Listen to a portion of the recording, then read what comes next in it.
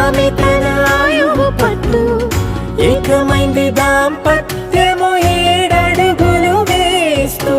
నాలో సగం నీవంటూ నీలో సగం నేనంటూ జనుమలు జతపడువలపుగ ఇరు మనసులకొక తలపుగ కలగలిసిన ఒక తను. శతమానం భవతి